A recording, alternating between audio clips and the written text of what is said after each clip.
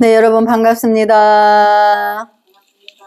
네, 임재록 전 시간에 이어서 284페이지 아래쪽에 너무 과격하다. 그래서 해석을 볼까요? 임재 스님이 하루는 보아 스님과 함께 시주의 집에서 제를 올리는데 참석하였다. 옛날에는 절에 와서 그 제를 차릴 수가 없었어요. 어려운 시절이니까. 그러니까 시주의 집에 가서 이렇게 상을, 제단을 만들어서 스님들이 가서 제를 지내는 경우가 많았죠, 대부분. 그래서 뭐 지금은 그렇게 안 하지만 예전에는 그랬다는 거죠. 그래서 보아 스님에게 물었다. 터럭 하나가 온 바다를 삼키고 겨자씨 하나리 수미산을 담는다 하는데 이곳은 신통 묘인가 아니면 근본 바탕이 그렇기 때문인가? 그러자 보아 스님이 공양을 차린 상을 걷어차 엎어버렸다. 임재 스님이 너무 과격하구나 하니 보아 스님이 여기가 무엇을 하는 곳이길래 과격하다 점잖다 하십니까? 하였다. 그러니까 너무 통쾌하죠. 자, 볼까요? 임재 스님이 이제 제 지는 데 가서 이제 터럭 하나가 온 바다를 삼키고 겨자씨 안에 수미산을 담는다는데 이것은 분별을 신 자리를 말해요. 분별을 신 데서는 겨자씨만한 속에 수미산을 넣기도 하고 그런다고 우리 이제 아라님 그 공부했죠. 근데 그 자리에는 모든 분별이 씌어 있는 데서 그렇다 함을 말하는 거예요. 눈으로 보이는 형상으로 터럭 끝에 바다도 삼키고 수미산을 넣는다고 한 것은 분별의 형상으로 말하는 게 아닌 거죠. 수미산도 바다도 터럭도 쉬기만 하면 그게 하나가 되기 때문에. 근데 이제 여기 제 차린 시주의 집에 이제 제상을 차렸으니까 분별하고 있다는 거를 말하는 거죠. 그래서 이제 보아 스님이 당장에 그 상을 그냥 순간적으로 엎어버렸어요. 그러니까 이제 임재 스님이 너무 과격하다. 이렇게 말을 하니까 보아 스님이 말씀하시기를 여기가 뭐 하는 곳인데 과격하다, 점잖다 하네요. 그러니까 처음에는 이제 임재가 보아 스님에게 분별을 해서 이렇게 제상을, 쓸데없는 제상을 차렸다. 해서 막 보아가 확 엎어버렸어. 그러니까 이제 거기에 순간 임재가 당황해가지고 너무 과격하다. 이러니까 이곳이 못하는 곳인데 과격하다 점잖다느냐. 그러니까 이제 임재가 점검을 당했어요. 그러니까 너무 통쾌하죠. 그래서 이제 선의 공부를 이렇게 우리가 이제 들여다보다 보면 너무 멋지고 그 통쾌함에 반하게 돼요. 공부하게 돼요. 이렇게 우리가 이런 공부를 해야 되는 거지. 이건 학교에서 배우는 공부가 아니죠. 그래서 성인이 되는, 성자가 되는, 성자의 길을 가려하는 공부인들에게 과거의 선지식들은 이렇게 공부했다. 이걸 거울 삼아서 분발하라고 그러는 거예요. 그래서 이제 강서를 한번 볼까요? 터럭 하나가 온 바다를 삼키고 겨자씨 하나리 수미산을 담는다는 것은 너무나 평범한 일이거늘 임재는 그것이 신통묘용인가 아니면 본래 그 자체가 그러한가 라고 물었다. 무의진인이 활발한 작용을 하고 싶어서 몸살이 난 보아가 물을 만났다. 한 번 난 바람은 쉽게 잦아들지 않는다. 다음 날까지 그 지진은 계속된다. 그 지진의 진도는 100도이다. 임재는 그 어느 바람결에 날아갈지 모른다.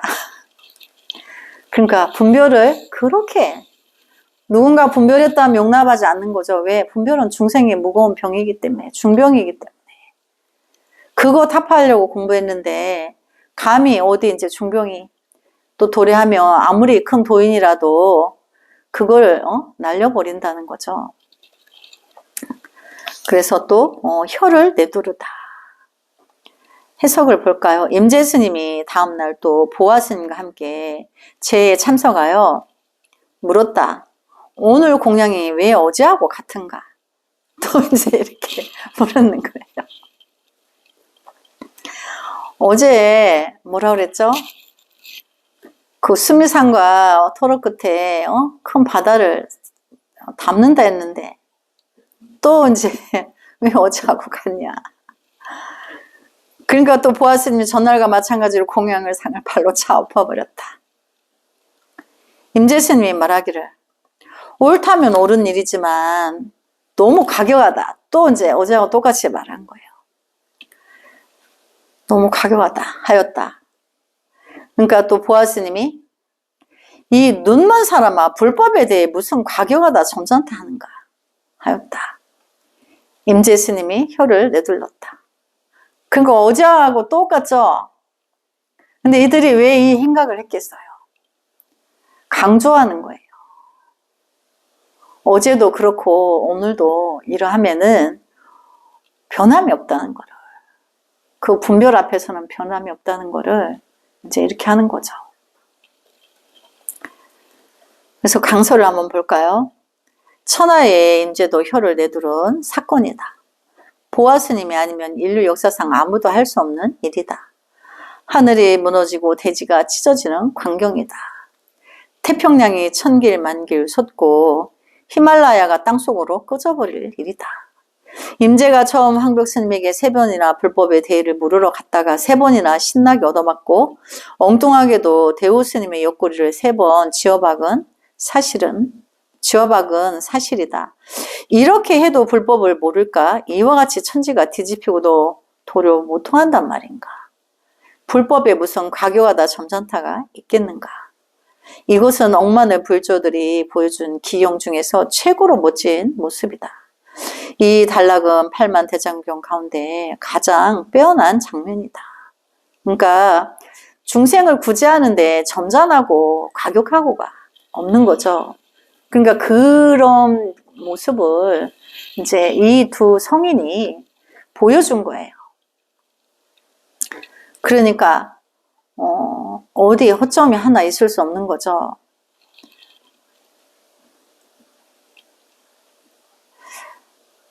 강서를 한번 볼까요? 천하의 임재도 혀를 내두른 사건이다. 보아 스님이 아니면 인류 역사상 아무도 할 수 없는 일이다. 범부인가 성인인가를 볼까요? 또 해석을 볼까요? 임재 스님이 하루는 하양 장로와 목탑 장로와 함께 승당에 있는 화로에 가서 불을 쬐고 있다가 보아 스님의 이야기를 하였다. 보아가 매일 길거리에서 미치광이 짓을 하는데 도대체 그가 범부인가요? 성인인가요? 말도 끝나기 전에 보아 스님이 들어오자 임재 스님이 보아 스님에게 물었다. 그대는 범부인가 성인인가? 이제 기이한 행각을 하니까 이제 중생이냐 부처냐 이거를 말하는 거죠. 그러니까 이제 보아 스님 말하죠. 그대가 먼저 말씀해 보시오. 내가 범부입니까? 성인입니까? 임재 스님이 하를 하니 보아 스님이 손으로 사람들을 가리키면서 하양은 새색시고 목탑은 노파선인데 임재는 어린 종이다. 그러나 각각 한 개의 눈을 갖추었다 하였다. 임재 스님이 야 이 도적놈아 하고 이제 소리치자 보아 스님이 도적질한 놈아 하면서 나가버렸다. 이제 그러니까 이제 이 당대의 두 성인은 이제 임재가 보아를 몰라서 그런 말이 아닌 거죠. 이제 그 도행을 하는데 하도 기이하게 하니까 놀라워서 말하자면 칭찬하는 말이었던 거예요. 근데 마침 그가 들어오길래 다른 스님하고 이제 물었던 질문은 보아 자기에게 바로 그대가 성인이냐 본분이냐 이렇게 하니까 보아 스님이 임재 그대가 말해보시오. 내가 본분이냐 성인이냐. 그러니까 임재 스님이 그 분별에 들지 않으려고 어떻게 했죠? 이렇게 하고 평정해 버렸죠. 그러니까 이제 그 보아 스님이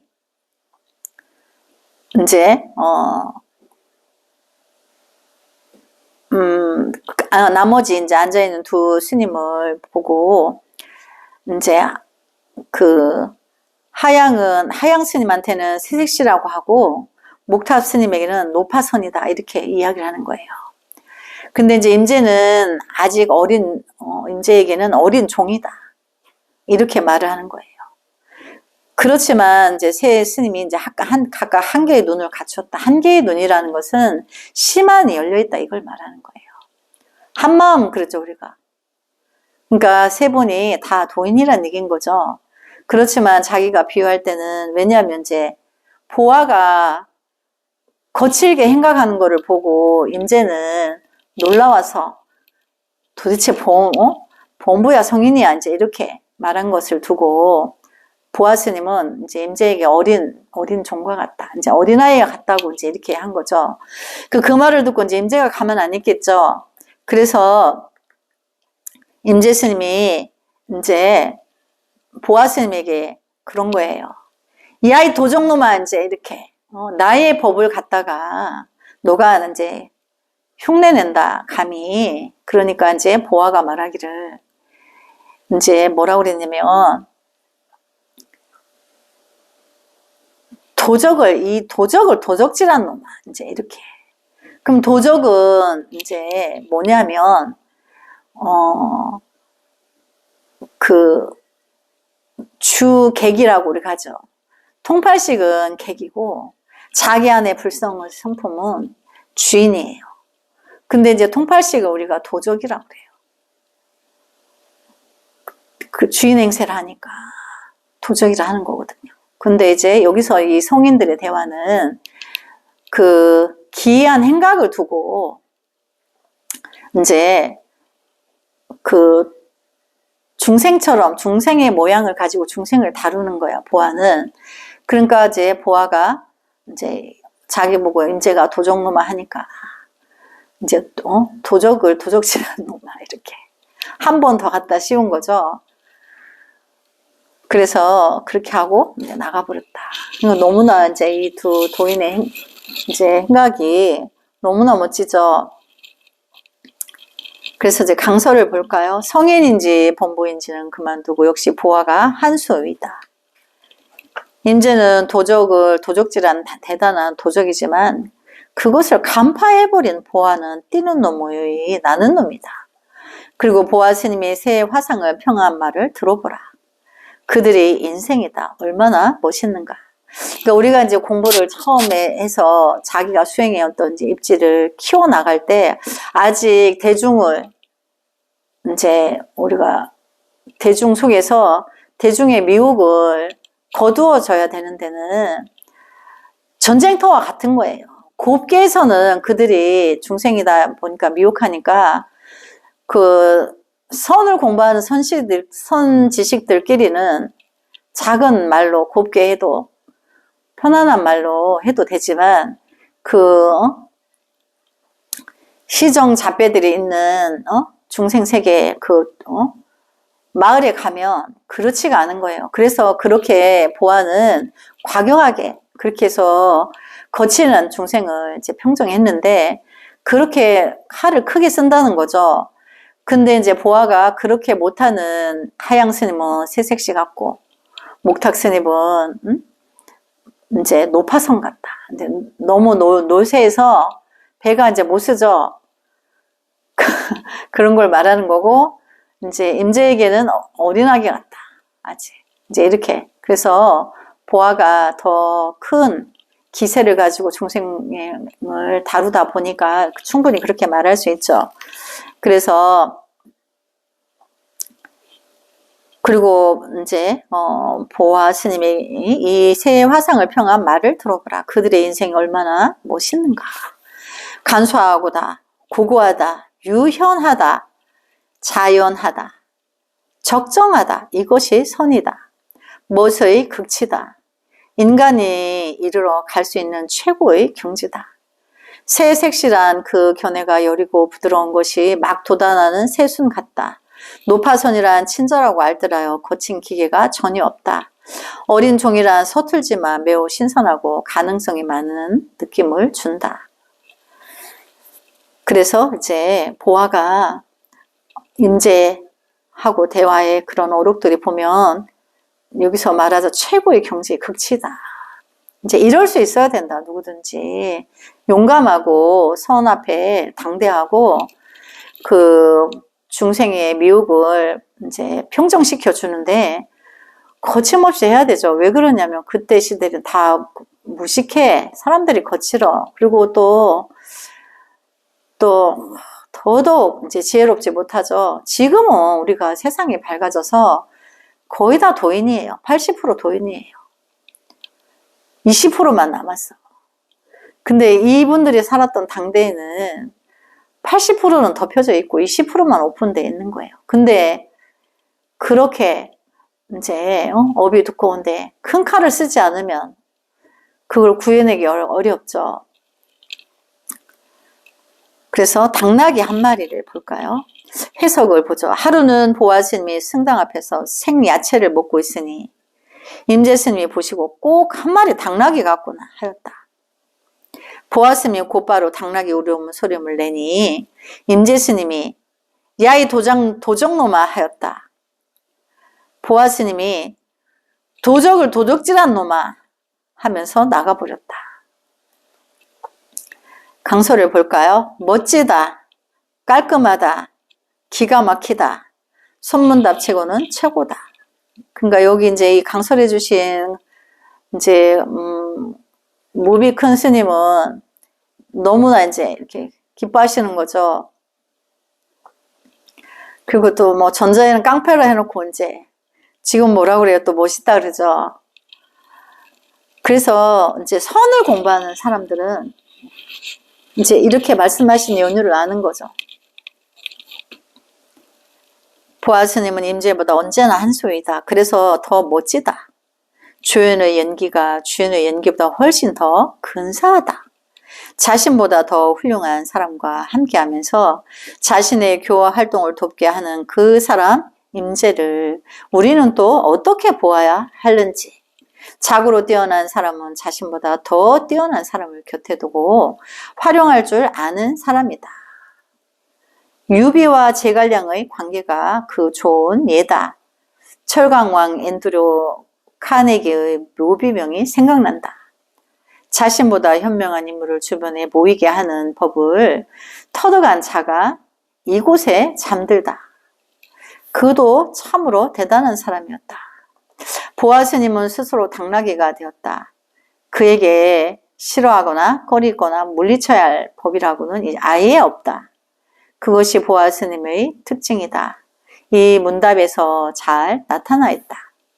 그래서 또 임재가 야채를 먹고 있어도 당나귀 같다 했다고 또 당나귀 울음소리를 내죠.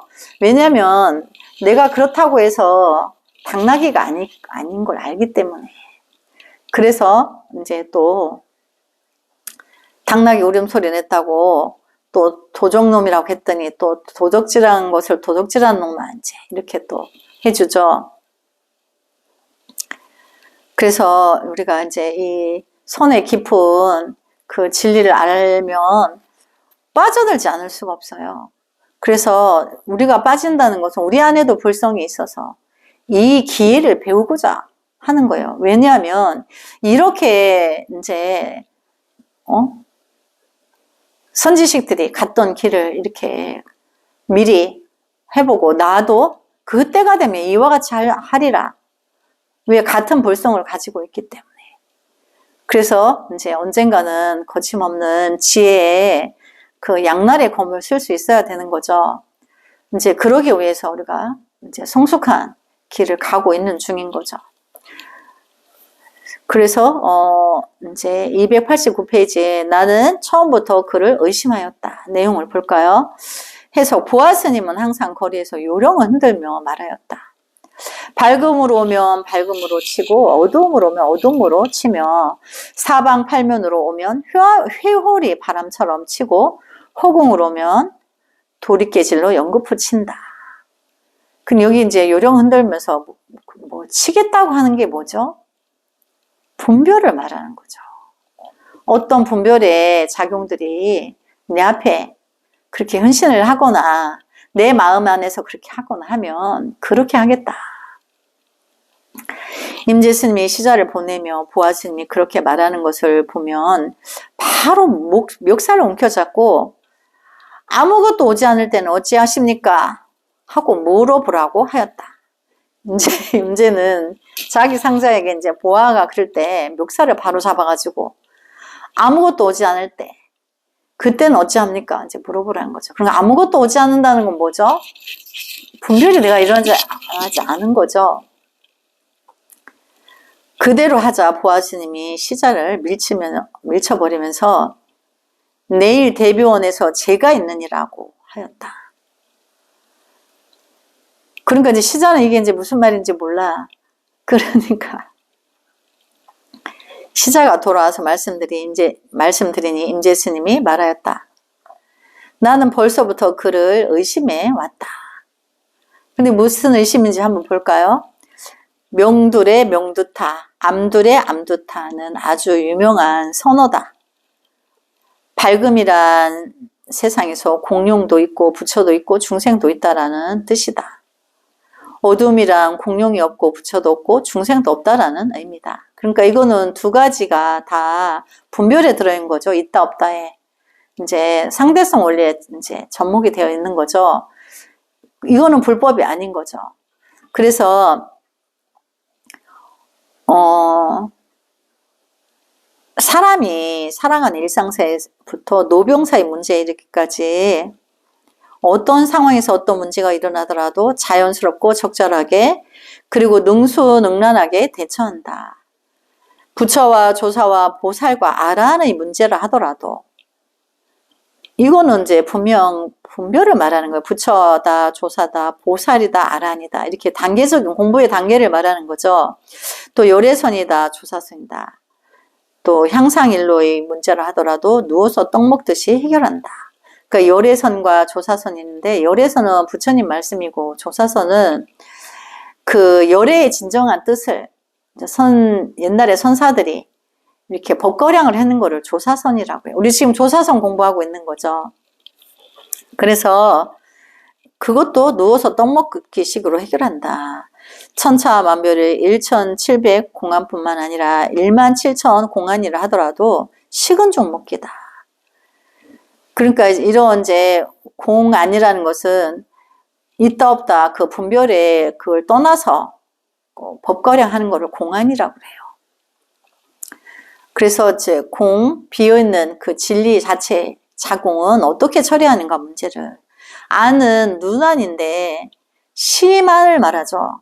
그래서 우리가 이제 공안은 마음의 불성의 작용을 말하는 거예요.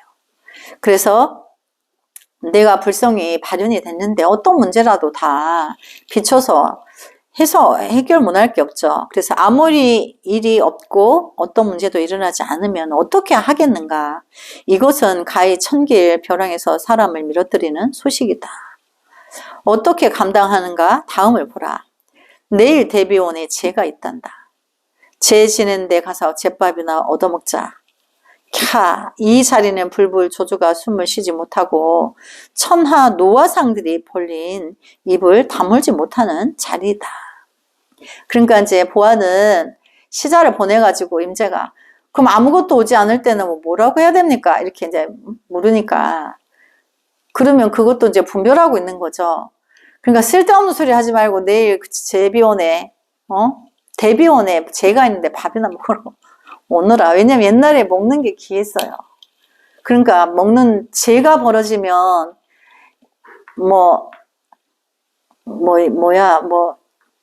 중에 제사인 관계없고 제밥에만 했다 이 말은 실제 있었던 이야기예요. 그 돈이 없는 시절인데 받을 돈이 없어. 그러니까 이제 가진 나물 밥해서 있는 거 없는 거 다 해서 이제 제상 차리면 제진해주고 그 제밥 한 그릇 먹고 그날 한 끼 밥을 먹은 것으로 이제 그 공양에 그거를 다 한 거예요. 그러니까 이제 어디서 제가 열리면 초대하겠죠. 어디서 제가 온다. 그럼 예전에는 어느 날 몇 시에 어디 마을에 누구 대갓집에서 제를 지냅니다 하면 동네 중 거지 다 와. 밥 먹으러. 그러니까 그날 이제 잔치해야 되죠. 그 집에는. 이제 그랬던 시절에서의 이야기인 거예요. 그래서 보면 잣밥이나 얻어먹으러 이제 오너라, 분별에 들지 말고, 이제 그 소린 거죠. 이 자리는 불불 조조가 숨을 쉬지 못하고 천하 노화상들이 벌린 힘을 다물지 못하는 자리다. 그러니까 분별하고 있는 걸 이미 초월해서 이제 내일 제 지내는 데 와서 밥이나 먹으러 오너라 이제 이렇게 시자한테 보낸 거죠. 인재 스님이 그를 의심했다는 말은 보아 스님이 견처와 그가 법을 고령하는 것이 자신을 훨씬 능가하는 대단한 스님으로 생각하고 있었다는 뜻이다. 그렇죠. 내가 이제 벌써부터 그를 의심해왔다. 그것은 의심해서 그런 게 아니고 그가 나보다 뛰어난데 나의 가까이에서 나를 도와서 행각을 벌이고 있는 거죠. 그게 뭐예요? 이제 그 자기의 대자대비를 베푸는 거예요. 자기가 볼 때는 임재가 이 세상에 막 태어나서 법을 펼치려 하는데 대인인 내가, 더 많이 알고 있는 내가 어린 임재의 나무가 크게 자라게 하기 위해서 그 종풍을 생계하기 위해서 보아는 이제 거기다가 이제 가피를 더해주는 거죠. 그러니까 진정한 불성은 자랑하는 게 아니고 상대를 점검하려고 하는 게 아니고 이미 그 점검도 초월하고 이제 내가 어디서 죄를 마련했으니 막 밥이나 먹으러 오느라 이제 그 모든 걸 뛰어넘은 거죠. 그래서 인재 스님은 이제 그 말을 듣고 내가 벌써부터 나보다 뛰어나다는 거를 내가 이제 의심하고 나를 도와주고 있다는 거를 이제 마지막 점검으로 이제 끝난 거죠. 그래서 누구도 따를 수 없고 가늠할 수도 없는 신묘불측한 경지의 사람이라는 것이다. 그거를 이제 내가 그렇게 본 것이 맞는가 아닌가 이렇게 늘 점검하고 있었는데 이제 오늘에야 내가 이제 그 말을 뱉을 때는 이제가 인가하는 거죠. 이제 보아 스님이 나보다 뛰어난 신묘불측한 대인의 상이다라는 거를 이제 만인에게 이제 공표하는 거죠. 네, 아유, 오늘 이렇게 공부하고 또 다음 시간에 이어서 하겠습니다. 남은 서가모니불 성불하지 않겠습니다.